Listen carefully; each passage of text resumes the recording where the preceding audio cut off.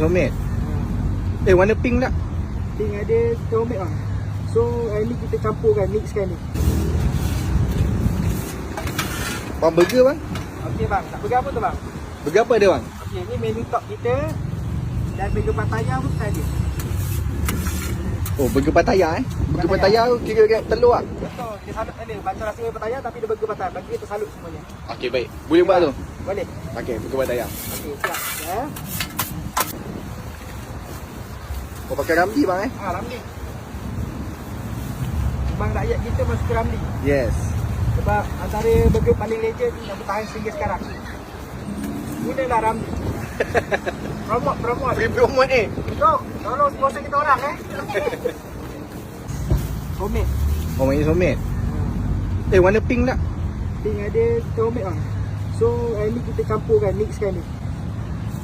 So dia warna pink. Dan ni warna biru.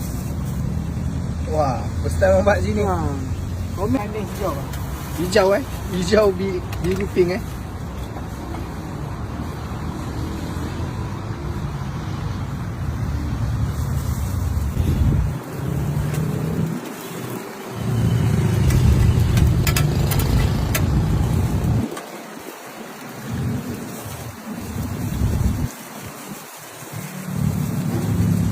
Berangin bang.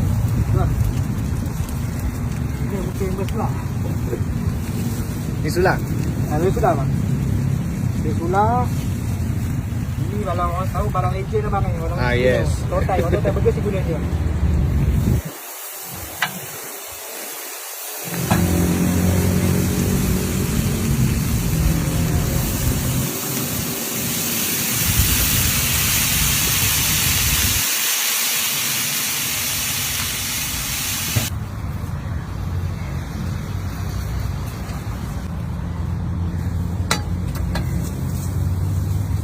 Oh bang. Ini cheese tu. Oh, cheese.